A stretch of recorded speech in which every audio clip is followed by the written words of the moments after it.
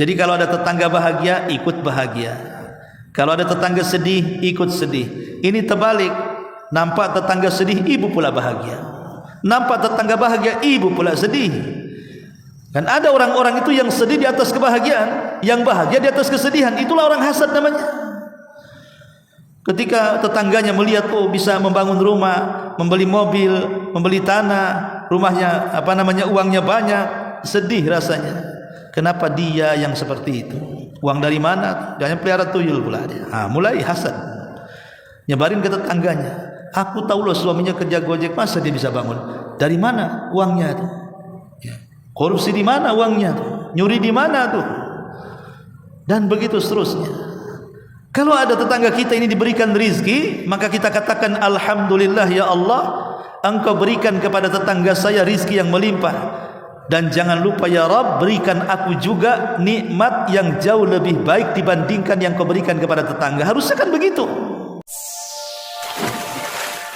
Bismillahirrahmanirrahim. Kita mulai. Bismillahirrahmanirrahim. Assalamualaikum warahmatullahi wabarakatuh. Alhamdulillah wassalatu wassalamu ala Rasulillah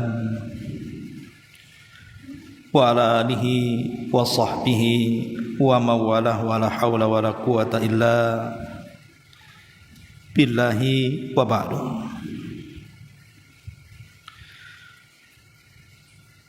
Ma'asyiral muslimat yang dimuliakan Allah Subhanahu wa taala. Alhamdulillah di pagi menjelang siang ini kita bisa duduk kembali di Masjid Nidaul Ilmi Kapling Beliung Sekupang. Dan pembahasan di pagi menjelang siang ini kita akan membahas tentang 10 ibadah mulia yang berkaitan dengan Jabru al-Khawatir. Apa itu Jabru al-Khawatir? Jabru al-Khawatir itu artinya mengobati luka hati orang lain. Dan ibadah ini dianggap oleh para ulama sebagai ibadah yang sangat mulia sekali, melebihi ibadah-ibadah sunnah. Jadi mengobati luka yang diderita oleh orang lain, maksudnya yang dimaksud luka di sini luka hatinya, itu jauh lebih mulia dibandingkan salat malam, dibandingkan puasa sunnah, dibandingkan membaca Al-Quran dan begitu seterusnya. Karena ibadah ini dianggap sebagai ibadah yang sangat dicintai Allah Subhanahu wa taala. Dan itu sebagaimana sabda Nabi sallallahu alaihi wasallam, ahabbun nasi ilallah anfa'uhum linnas wa ahabbul a'mali ilallahi sururun yudkhiluhu ala muslim. Manusia yang paling dicintai Allah Subhanahu wa taala adalah manusia yang memberikan manfaat kepada orang lain. Dan amalan yang paling dicintai Allah Subhanahu wa taala adalah kegembiraan yang dimasukkan seorang muslim ke hati muslim yang lainnya. Lihat di sini Nabi sallallahu alaihi wasallam mengatakan bahwa seagung-agungnya amalan yang sangat dicintai Allah Subhanahu wa taala adalah seseorang memasukkan perasaan senang ke hati saudaranya. Tentu tidak lain dalam rangka mengobati rasa sakit hati yang diderita saudaranya. Ma'asyiral muslimat yang dimuliakan Allah Subhanahu wa taala, manusia ini dalam kehidupan dunia tidak lepas daripada ujian. Dan terkadang ujian ini membuat kita berat, tergoncang dan terganggu hati kita, sehingga akhirnya mengakibatkan kehidupan kita ini dipenuhi dengan stres, kebingungan, kebimbangan, sedih. Terkadang saking stresnya, ada sebagian orang itu yang sampai gila dengan cara melakukan hal-hal yang bisa membahayakan kehidupannya, entah bunuh diri, entah kemudian menyakiti orang, dan begitu seterusnya. Karena kalau sudah hati tergoncang, akal pun tidak bisa berpikir. Lah, orang-orang yang seperti ini perlu obat. Orang-orang yang seperti ini perlu disembuhkan. Lah, ada amalan-amalan yang bisa menyembuhkan, minimalnya walaupun tidak menghilangkan 100%, tetapi bisa meringankan. Bisa meringankan beban stresnya saudara kita, kebingungan saudara kita, sedihnya saudara kita, dan begitu seterusnya. Inilah yang kita akan bahas, 10 amalan yang paling agung yang bisa mengobati rasa sedih yang ada pada orang lain. Ini amalan langka yang kalau orang melakukannya, maka dia akan menjadi manusia yang memiliki amal yang sangat dicintai Allah Subhanahu wa taala. Apa saja itu? Pertama, qada'u hawaijin nas, membantu hajat-hajat manusia. Nabi SAW terkenal sebagai manusia yang paling membantu manusia lainnya, dan itu dikisahkan oleh Khadijah bintu Khuwailid, istri tercinta Nabi. Saat Nabi SAW ketakutan karena melihat Jibril dalam bentuk asli, maka Nabi SAW dihibur oleh Khadijah dan mengatakan, wallahi la yuhzikallah abada, demi Allah wahai suamiku, engkau tidak mungkin dihinakan Allah karena peristiwa itu.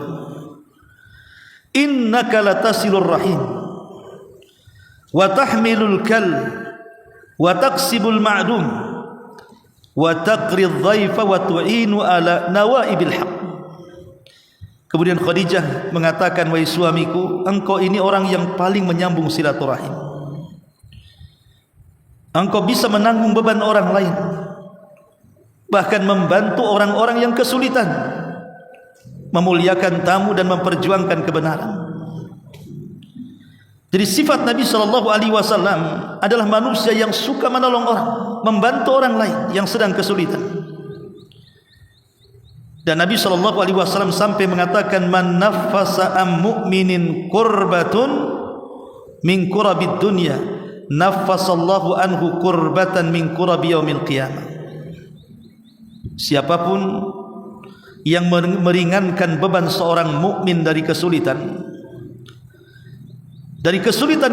dunia, maka Allah Subhanahu wa taala akan meringankan bebannya dari kesulitan-kesulitan kelak pada hari kiamat. Maka yang pertama adalah kalau kita ingin membantu saudara kita yang sedang kesulitan, karena biasanya orang kesulitan ini hatinya cemas, hatinya bingung, bimbang, sedih, dan begitu seterusnya. Dengan datangnya kita kepada mereka kemudian membantu, maka itu sedikit meringankan beban mereka. Minimalnya hati yang sakit itu sedikit terobati, hati yang bingung itu sedikit teredakan kebingungannya, minimalnya stresnya berkurang. Dan ini ibadah yang sangat agung sekali, membantu hajat manusia. Ma'asyiral muslimat yang dimuliakan Allah Subhanahu wa taala. Kemudian yang kedua, idkhalus surur bi kalimatin thayyibatin, memasukkan perasaan bahagia ke hati saudaranya dengan cara melontarkan kalimat-kalimat yang indah, kalimat-kalimat yang santun, nasihat-nasihat yang bijak, saran-saran yang baik. Karena terkadang ada orang yang sedih entah karena kemalangan, penyakit yang dideritanya cukup lama sehingga dia bersedih, tidak nampak seperti biasa manusia beraktivitas, atau mungkin ditinggal orang yang dicintainya sehingga dia merundung dan menangis sedih karena orang yang dicintainya telah meninggalkannya, atau karena mungkin perkara-perkara yang lain, entah dia dibuli, entah dia difitnah, entah dia dighibah, sehingga kehidupannya stres. Lah ketika kemudian kita tidak bisa membantu, minimalnya kita redakanlah perasaan sedih, bingung, stresnya itu dengan cara apa? Dengan melontarkan kalimat-kalimat yang baik. Mungkin ibu ada kawan yang baru kemalangan, suaminya meninggal, kemudian ibu nasihati, suruh sabar, sabar. Saya masih punya adik, nikah sama adik saya nanti, umpamanya, ya. Jadi minimalnya itu membuat orang tertawa, gembira, kan itu. Itu bisa mengurangi perasaannya, kan Bu, kalau kita mengucapkan kalimat-kalimat yang baik, yang santun, saran-saran, masukan-masukan, minimalnya mengurangi. Dan itu amalan yang luar biasa, memasukkan kebahagiaan ke hati seorang muslim. Seperti hadis yang tadi saya katakan, ahabbul a'mal ilallahi sururun yudkhiluhu ala muslim, bahwa amalan yang paling dicintai adalah kebahagiaan yang diletakkan ke hati seorang muslim. Dengan cara apa? Dengan cara melontarkan kalimat-kalimat indah, nasihat-nasihat bijak, dan begitu seterusnya. Ini yang kedua. Kemudian yang ketiga, qada'ud daini, membantu membayarkan hutang. Karena kita tahu bahwa hutang itu bagi sebagian orang mungkin biasa saja. Bagi yang tukang hutang, gali lubang tutup lubang, mungkin biasa saja, kan. Tapi ada orang-orang tertentu itu kalau dia berhutang, apalagi tidak sanggup bayar, itu bisa sampai tingkat stres, Bu. Ingat orang-orang yang suka pinjol itu, kan Bu, pinjaman online itu, sampai diburu, akhirnya stres sampai sebagian mereka bunuh diri loh, sampai nekat, bahkan sampai kelahi dengan penagihnya, bahkan sempat penagihnya pula yang dibantai dia. Jadi hutang itu memang membuat orang di malam hari bingung, di siang hari dia menghilang. Di malam hari mikir besok gimana kalau debt collector datang, si penagih datang, stres, dia tidak bisa tidur tuh. Nanti di siang hari ngilang dia, takut ketahuan. Sehingga orang yang terlilit hutang itu tidak akan pernah bahagia hidupnya, baik di dunia ataupun di akhirat.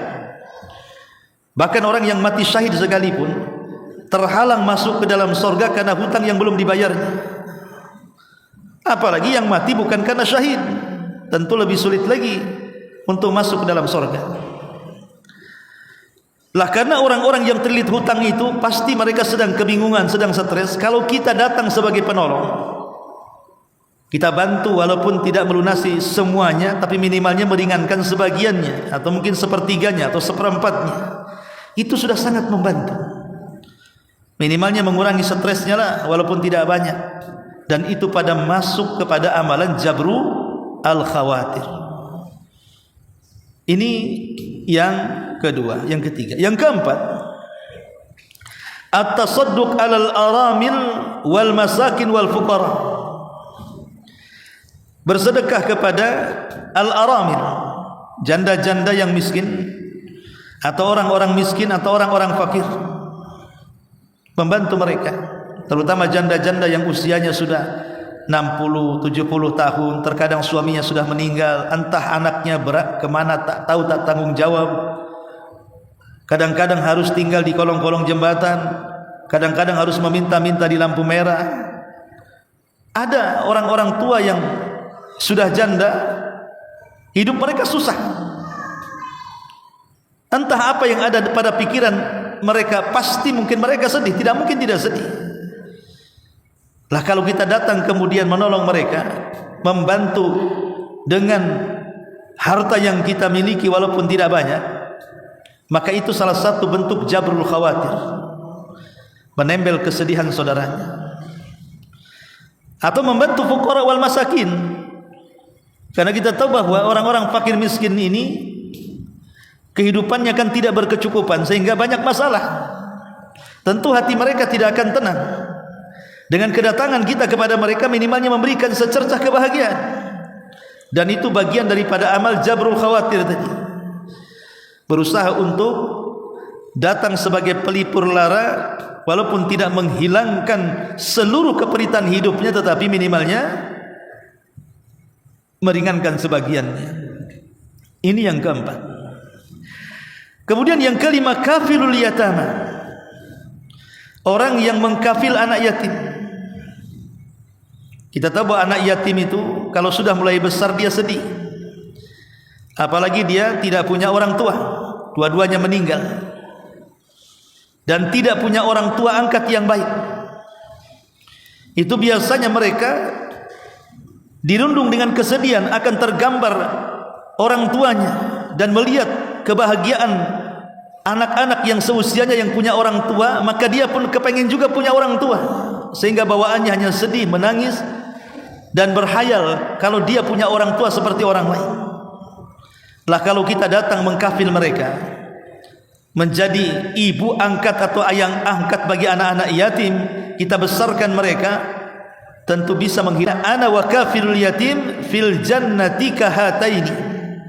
Saya bersama orang-orang yang mengkafil anak yatim di sorga itu seperti ini, sambil kemudian menjejerkan telunjuk dan jari tengahnya dan merapatkannya, seolah-olah para pengkafil anak yatim itu akan dekat kedudukannya dengan Nabi SAW. Karena begini Bu, kalau anak-anak yatim itu tidak disayang, kita tidak memperhatikan mereka, maka kalau dia tumbuh menjadi dewasa, dia akan dendam dengan kita, dan dia akan menjadi perusak masyarakat. Kenapa? Karena hilang perasaan sayangnya. Tapi kalau anak-anak yatim itu kita datangi, kita rawat baik-baik, kita tanamkan perasaan kasih sayang, kemudian dia tumbuh dewasa dengan kasih sayang, maka dia akan menyayangi anak-anak yatim yang lainnya ketika dia sudah dewasa, karena dia merasa anak yatim ada yang menyayangi.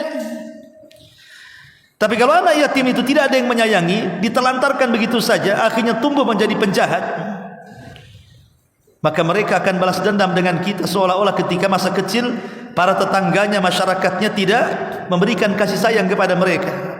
Kalau tumbuh besar jadi jahat dia. Makanya kenapa perhatian Islam kepada anak-anak yatim itu luar biasa. Tapi sekarang terkadang banyak yang membuat yayasan-yayasan panti asuhan isinya anak yatim, disiksa pula anak yatimnya, disuruh bawa proposal, disuruh ngemis. Anak-anak yatim disuruh ngemis ke sana kemari. Anda ini kalau tidak sanggup mengkafil anak yatim, tidak usah ambil anak yatim. Kalau Anda mengambil anak yatim kemudian disuruh ke sana kemari, panas, terik, kehujanan, nenteng proposal ke sana kemari, sebenarnya yang dihidupi itu Anda atau anak yatimnya itu? Jangan-jangan anak yatim yang mencari uang, uangnya Anda yang makan. Bukan seperti itu. Anak-anak itu anak-anak kecil yang tidak seharusnya mereka hidup seperti itu. Cukuplah mereka itu diberikan kebahagiaan, makan, minum, tidur, pendidikan yang layak, kasih sayang yang cukup. Kenapa kemudian disiksa seperti itu? Kalau tidak sanggup membuat yayasan yang menggratiskan anak yatim, tidak perlu buka. Kalau seandainya kemudian sampai menyiksa anak yatim, apalagi sampai diletakkan di lampu-lampu merah begitu kan, ini Anda ini calo, bukan yayasan anak yatim itu namanya. Ini yang kelima. Kemudian yang keenam, qabul al-i'tizar min akhta'in nas. Kalau ingin menghibur hati manusia, menyenangkan hati manusia, terimalah uzur-uzur orang-orang yang pernah melakukan kesalahan kepada kita. Mungkin ada seseorang itu pernah menyakiti kita, dan dia sudah mengaku bersalah dan ingin bertobat, datang kepada kita minta maaf, maafkan mereka. Jadi kalau ada orang yang berlaku salah dengan kita, maka berikan uzur kepada mereka. Pamannya tiba-tiba Ibu sudah berkawan lama dengan kawan ini, satu pengajian, satu tetangga. Entah kenapa kemudian dia jadi marah-marah dengan kita, menggibah kita, menjelek-jelekan kita. Ibu jangan langsung terpancing, kalau bisa kasih uzur.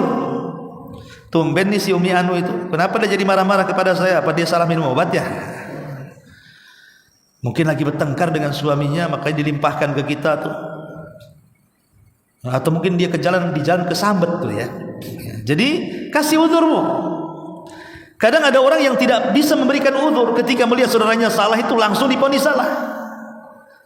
Padahal Imam Syafi'i rahimahullahu ta'ala ketika ada salah satu muridnya saat dia sakit mendoakan, qawwallahu dha'faka ya imam, semoga Allah menguatkan kelemahan.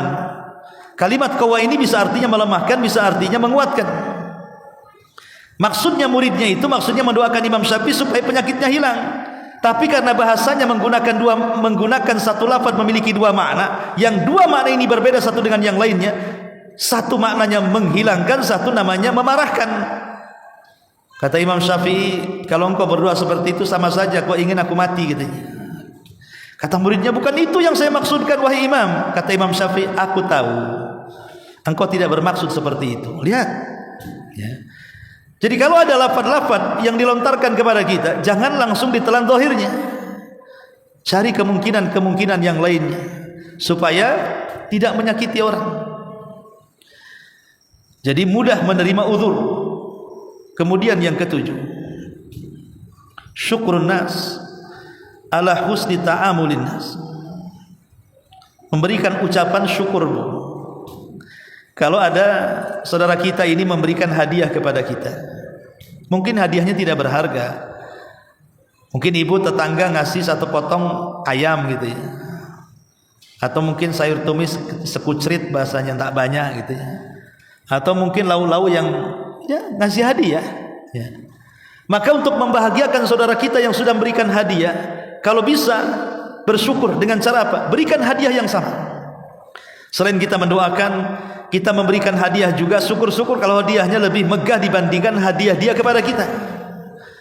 Tidak ada masalah, niatnya untuk membahagiakan dia.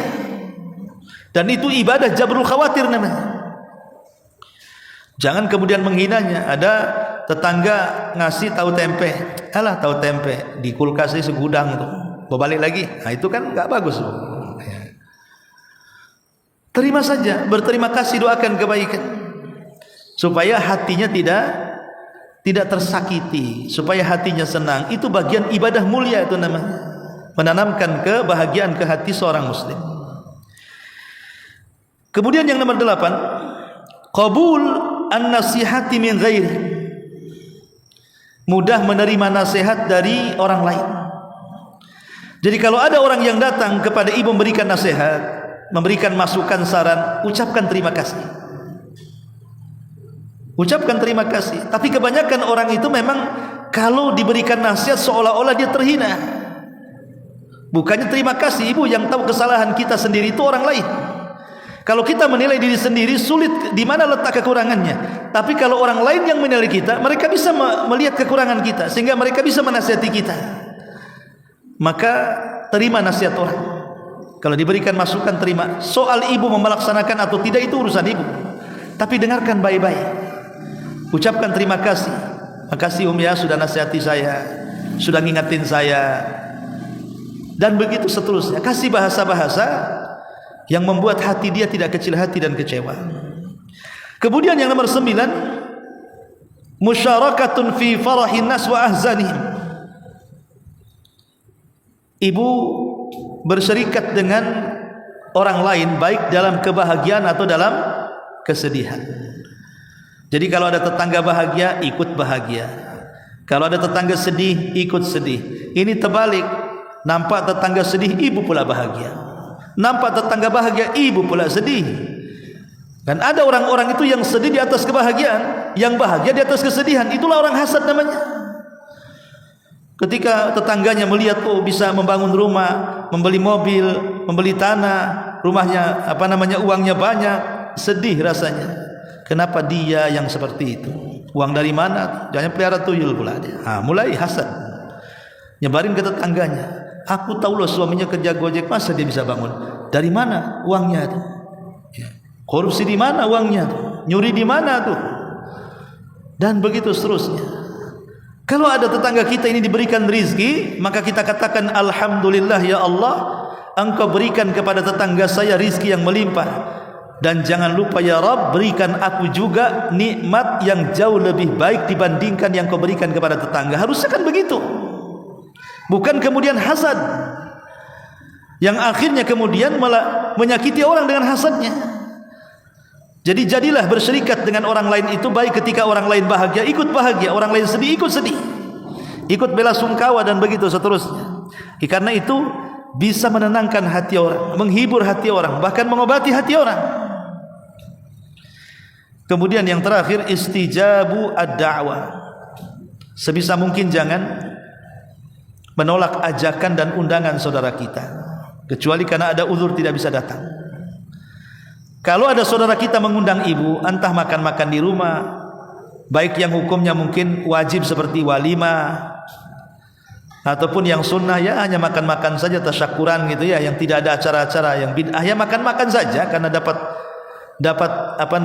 kejatuhan durian bahasanya ya, mungkin dapat rezeki banyak. Ibu masak-masak, undang tetangga, undang kawan, datang. Jangan sampai tidak datang kecuali ada uzur. Kalau tidak ada uzur, supaya senang, apalagi orang yang undang makan kan, makanan yang paling enak itu kan makanan yang digratiskan, Bu. Itu paling enak tuh. Kalau makanan bayar di kadang-kadang udah nggak enak. Makanannya suruh bayar itu kalimatnya tak bisa diulang katanya. Tapi kalau tetangga ngundang, apalagi tetangganya orang baik, Bu. Ibu kenal umpamanya kan, tetangganya orang baik di sini. Orang baik itu maksudnya apa? Saya tahu penghasilan suaminya halal. Ya, dia tidak mungkin melakukan hal-hal yang diharamkan dari penghasilannya. Itu kalau kita tahu dia orang baik, kemudian penghasilannya kita tahu dia orang baik juga, tidak mungkin makanan haram yang diberikan kepada kita, Bu. Justru terkadang bisa menjadi obat itu, Bu. Karena makanan-makanan orang-orang yang baik, yang halal, yang ikhlas, yang redha, yang diberikan kepada kita, itu bisa jadi obat untuk kita dan bisa menyenangkan orang yang ngasih makan. Makanya kalau ada orang baik diundang, Bu, datang, makan banyak di situ. Supaya penyakit ibu rontok. Tapi kalau yang undang orang bakhil, jangan datang, Bu. Pokoknya ada tetangga itu bakhilnya tingkat dewa, Bu. Pelitnya naudzubillah.